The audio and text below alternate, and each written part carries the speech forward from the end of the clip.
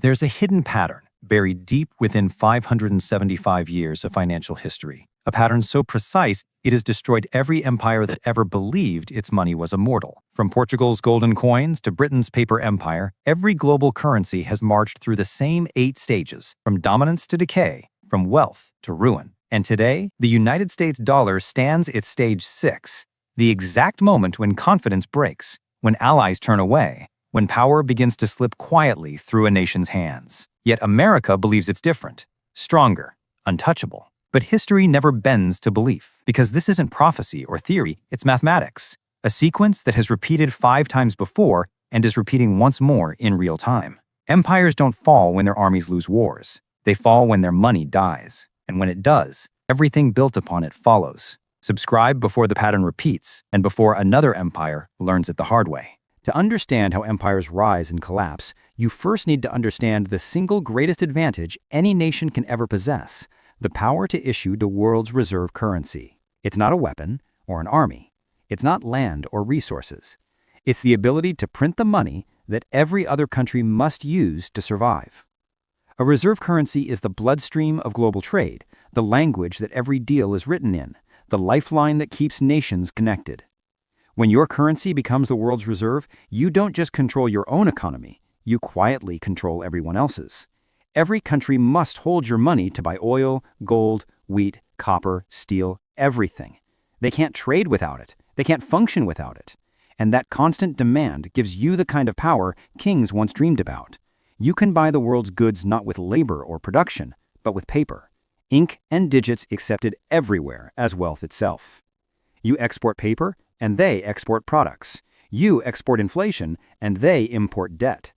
You live beyond your means, yet your currency grows stronger because the world needs it more than you do. It's the most brilliant illusion ever created.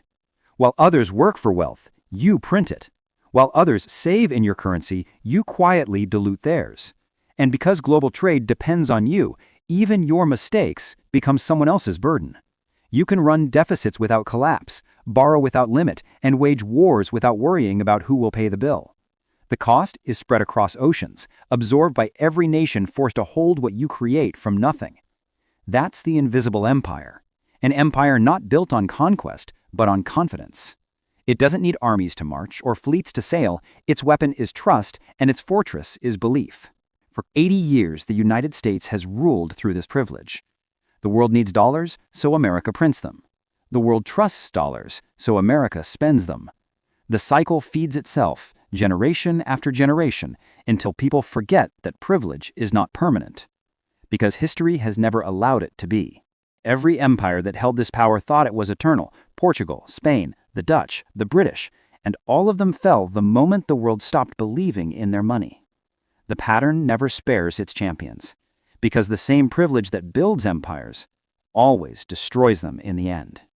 The story begins on the edge of Europe, in a kingdom so small it barely appeared on the map.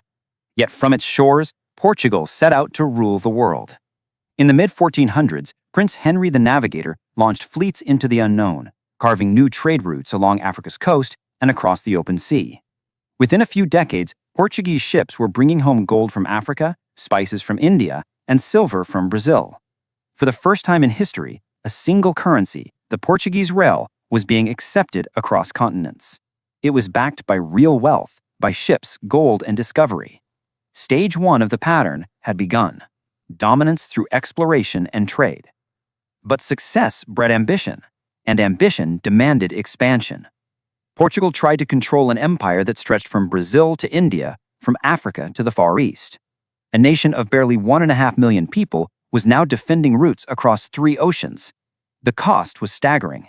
Soldiers had to be paid, forts built, fleets repaired, enemies fought. Stage 2, overextension, had quietly begun. The profits of trade no longer covered the cost of empire, and deficit spending became the new way of survival. They borrowed from Italian bankers, mortgaged future shipments, and sold tomorrow for today. Then came the fatal decision: debasement. To cover the gap, Portugal began mixing copper into its gold and silver coins, turning solid wealth into illusion. Merchants noticed the change. Trust began to fade. Prices rose, and the coins that once ruled the seas were no longer welcome in foreign ports. By 1530, inflation had gutted the empire from within. The world stopped trusting Portuguese money, and confidence, the invisible foundation of every currency, was gone. Spain, with its mountains of silver from the New World, stepped in to replace it. In less than a century, Portugal's monetary empire was over. The world's first reserve currency had collapsed, and the pattern, the 8-stage sequence of dominance, debt, and downfall, was written for the first time. It would be repeated again and again by every empire that followed. When Portugal's empire began to fade, a new power rose from the west. Spain had conquered the Americas, and beneath its soil lay unimaginable wealth. From the mines of Potosi in Bolivia and Zacatecas in Mexico, rivers of silver flowed toward Seville. By the mid-1500s, half the world's silver came from Spanish lands. The Spanish dollar, pieces of 8, became the currency of global trade, accepted from China to Africa. It was a real silver, heavy, pure, and trusted. Spain had reached stage 1 of the pattern, dominance built on endless wealth. But as every empire learns, wealth is never enough. Silver gave Spain confidence, and confidence turned to arrogance. They fought wars across continents, against the Ottomans, against France, against England, against their own Dutch subjects. Stage 2, overextension. Spain's armies marched in 4 theaters at once. Its fleets patrolled 2 oceans, and its treasury bled faster than silver could fill it. Despite importing 200 tons of metal each year, expenses soared beyond control. By the 1560s, Spain entered stage 3, deficit spending. The empire borrowed from Italian bankers, German financiers, and local merchants, promising repayment in silver that had not yet been mined. But the more they borrowed, the deeper the hole grew. And then came the fatal answer, debasement. Mints began mixing copper into the silver coins, cutting purity in half, while keeping the same stamp of value. To the naked eye, nothing changed, but trust vanished overnight. Stage 4 led straight to stage 5, inflation. Prices across Europe surged as the flood of diluted money poured through markets.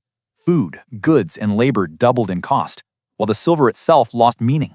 Merchants weighed every coin, testing what used to be unquestioned. Confidence, the one thing money depends on, was gone. Between 1557 and 1647, Spain declared bankruptcy 4 times. 4 collapses in less than a century. By 1640, the empire's silver might still have glittered, but it was no longer power. It was poison. The Dutch guilder rose in its place, stable, trusted, modern. Spain's empire of silver had turned to dust. The pattern had repeated. Different flag, same fate. When Spain's empire began to crumble under the weight of its own silver, a smaller nation quietly built an empire of paper. The Dutch Republic, newly independent and fiercely ambitious, discovered a different kind of power, not mined from the earth, but printed in ledgers. They had no gold mountains or silver veins, but they had ships, trade, and the most advanced financial system the world had ever seen. In the early 1600s, Amsterdam became the beating heart of global commerce. The Bank of Amsterdam guaranteed stability, the Amsterdam Stock Exchange turned wealth into investment, and the Dutch guilder, steady, reliable, and trusted, became the new global reserve currency. Stage 1, dominance through innovation. Trade routes stretched from the East Indies to the Caribbean, and the Dutch East India Company became the world's first multinational corporation, its fleets moving more cargo than entire kingdoms combined. But prosperity bred confidence, and confidence bred expansion. Stage 2, overextension.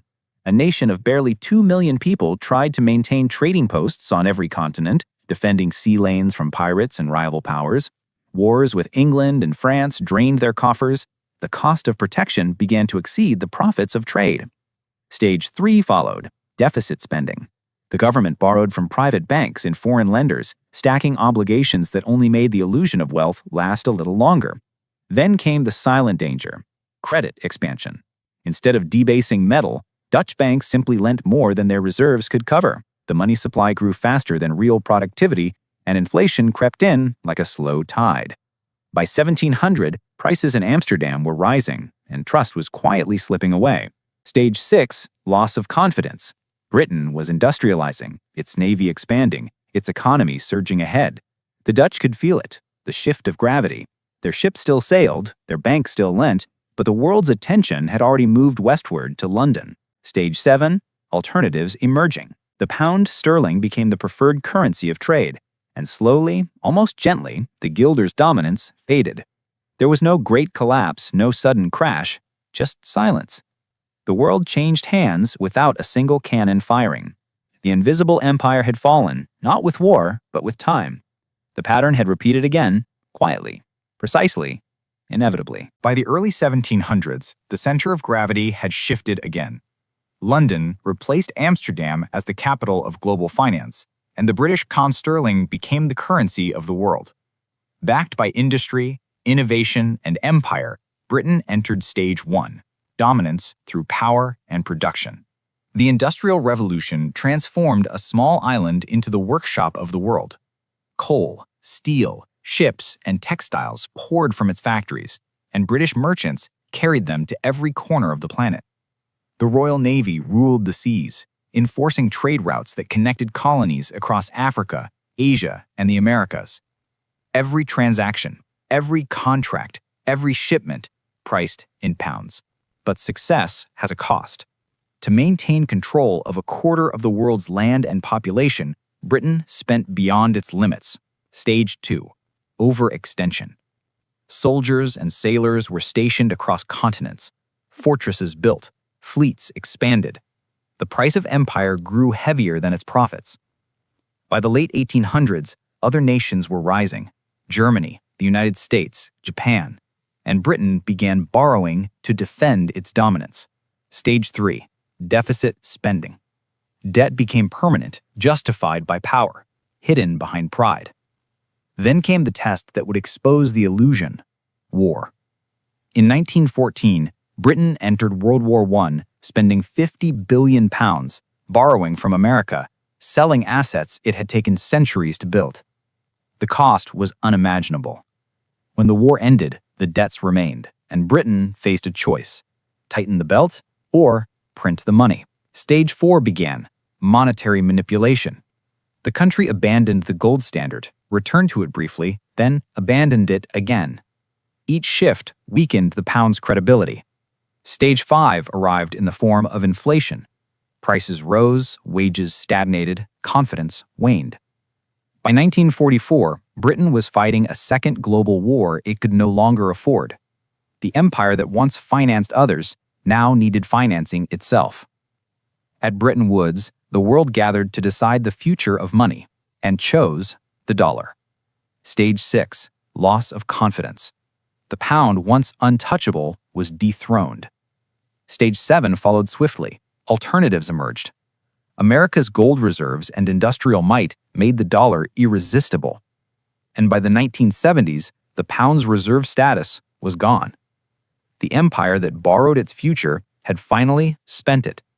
The sun that never set had gone dark, and the pattern had completed its course once again. When Britain's empire began to fade, another power rose to claim the crown. In 1944, as the world lay in ruins, delegates gathered at a quiet hotel in Bretton Woods to build a new financial order. The United States held 2/3 of the world's gold, half of its GDP, and the only currency still trusted after a decade of war. The dollar became the foundation of a new age. Stage 1, dominance through unmatched economic strength. Gold backed it, trust anchored it, and nations everywhere tied their fates to it. But power breeds overreach. Within decades, America had stretched across the planet, bases in 80 countries, fleets in every ocean, and commitments that no budget could sustain. Stage 2, overextension. The Cold War, Korea, Vietnam, the Middle East, each mission justified by security, each war paid for with debt. By 1971, the costs had grown unbearable. President Nixon ended the gold standard, turning the dollar into pure faith. Stage 3, deficit spending became permanent. Taxes could no longer cover expenses, so Washington borrowed, first billions, then trillions. And when borrowing wasn't enough, Stage 4 began: money printing. From 2008's financial crisis to the pandemic of 2020, the presses never stopped. The Federal Reserve's balance sheet exploded from $800 billion to $9 trillion. More money was created in a decade than in all previous history combined. Stage 5 followed: Inevitable inflation. Prices surged, wages lagged, and the illusion of endless wealth began to crack. Now the world is entering stage 6, loss of confidence. Nations that once begged for dollars are building systems to live without them. China cuts its treasury holdings. Russia dumps the dollar entirely. BRICS countries settle trade in local currencies. Global reserves, once 73% in dollars, have fallen below 55%, and the decline accelerates. The privilege that built America's prosperity now threatens to erase it. The world is quietly preparing for a future where the dollar is just another currency, not the currency. And like every empire before it, the fall won't begin with a war. It will begin when the world stops believing. Across 6 centuries of history, every empire has marched through the same 8 stages, an economic life cycle as precise as the orbit of a planet. Stage 1 is dominance, when a nation earns global trust through power, innovation, or wealth. Portugal discovered new worlds, Spain mined silver, Holland built banks, Britain mastered industry, and America commanded gold. Each began with real strength, earned through productivity and courage. But stage 2 always follows, overextension. Power breeds ambition, ambition breeds debt, and soon the empire finds itself defending more than it can afford. The map glows with influence, but the treasury bleeds. Then comes stage 3, deficit spending. Leaders promise stability while borrowing from the future, assuring citizens that the debt will never matter. It always does. Stage 4 is money printing, the quiet surrender. When taxation and borrowing fail, governments create wealth out of nothing, flooding markets with paper and hope. Stage 5, inflation. Prices rise, trust falls, and the citizens who once felt rich begin to feel trapped. Stage 6, loss of confidence. Foreign nations start looking elsewhere, investors hedge, trade shifts. Confidence, once the strongest pillar, turns fragile overnight. Then comes stage 7, alternatives emerge. A new power rises with a stronger currency, a cleaner balance sheet, and a story the world wants to believe. It begins slowly, quietly, then spreads. The old empire denies it's happening, but denial doesn't stop gravity. Finally, stage 8, collapse. The currency that once defined global trade becomes just another name in the history books. Borrowing becomes impossible. Inflation turns inward instead of global. The standard of living falls, and the privilege of power dissolves. It's not random, it's not emotional. It's the rhythm of history repeating with mathematical precision. Every empire believes it can escape the pattern, and every empire learns the same lesson. Confidence is the most valuable currency on earth, and once it's gone, nothing can replace it. The pattern has spoken 5 times before, and it's whispering again now. The US dollar, once the unshakable symbol of power, has reached its 81st year as the world's reserve currency. That's almost exactly the historical average before collapse. Portugal's real lasted 80 years, Spain's silver, 110, the Dutch guilder, 80, the British pound, 224. Each thought it was exceptional, each believed the rules no longer applied, and each fell exactly the same way. The United States now stands at stage 6, loss of confidence, with stages 7 and 8 waiting just beyond the horizon. Capital is moving, quietly but relentlessly. Nations are trading outside the dollar system. New alliances are forming. BRICS is building its own reserve mechanisms. The Middle East is pricing oil in other currencies. Digital assets, gold-backed systems, and central bank digital currencies are rising. The world is no longer asking when the dollar will fall. It's preparing for what comes after. Once confidence breaks, the timeline accelerates. Britain lost its status in just 26 years. The dollar may last another decade, maybe 2, but the pattern has never been merciful. When stage 7 begins, alternatives become irresistible. Trade shifts, demand evaporates, and the empire that once printed money to rule the world discovers that printing no longer works. Stage 8 follows with brutal clarity, collapse. Borrowing becomes impossible, inflation turns inward instead of global, and the standard of living erodes faster than anyone believed possible. The reserve currency that powered a century of prosperity becomes a relic, and the privilege that built the modern world vanishes. Maybe America believes it's different. Maybe technology or power will rewrite the rules. But history has never spared the arrogant. The same illusion has ended every empire before it, the belief that the pattern won't repeat. But it always does. Because empires don't fall when their enemies attack. They fall when their money dies. And when it dies, everything built upon it dies too. Subscribe if you want to understand how financial empires rise, rule, and collapse before history repeats itself one last time.